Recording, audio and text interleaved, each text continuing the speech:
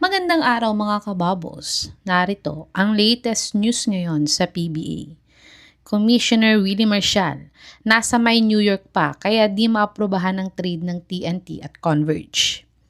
The Beast, di pa naglaro para sa Northport. Baka matrade din agad.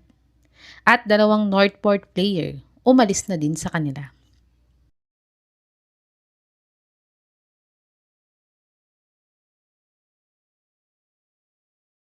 Nakapending pa din ang one-on-one trade na pinasa ng Converge at TNT sa Trade Committee last Wednesday. Halos mag-iisang linggo na nga ay wala pa ding galaw o anumang updates tungkol sa trade na to. Pero ayon nga sa source na to, ay nasa may New York daw si Commissioner Willie Marcial at may inaasikasong volleyball-related event kaya di pa niya maaprubahan o nire-review ang trade na pinasa ng dalawang teams. Sa tingin niyo mga kababos, pipirmahan ba ni Kume ang one-on-one trade ni Mikey at Heading? Ipapa-revise niya pa kaya ito? Ilagay niyo na po yan sa baba. Dumako naman tayo sa balitang hindi pa nga daw naglaro itong si The Beast sa Northport last Friday. Natambakan nga ng 24 points ang Northport ng TNT sa score na 94-70. At dito nga ay dapat ang debut game ni The Beast at Jeric Balanza na na-trade kapalit ni William Navarro. Pero si Balanza nga lang ang naglaro at nagpakita sa game na to. At missing in action nga itong si The Beast. At wala namang sinabing dahilan si Coach Bonitan kung bakit nga ba wala si Abueva sa larong ito. Matapos nga nito ay madami na ngang umuugong na balita na ititrade din daw si The Beast kaya di siya naglaro sa Northport.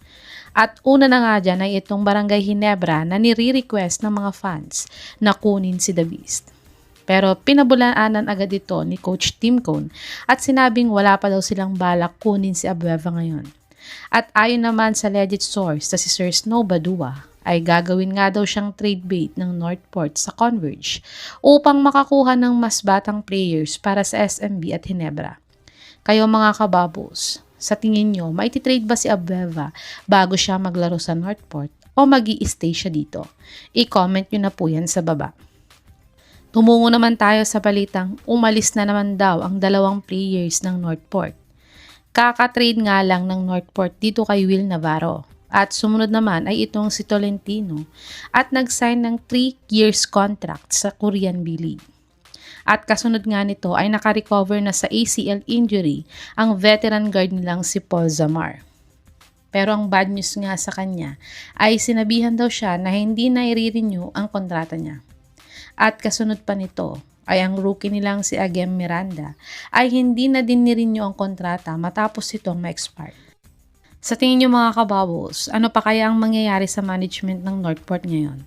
Balak na kaya nila itong ibenta next PBA season? I-comment nyo na po yan sa baba.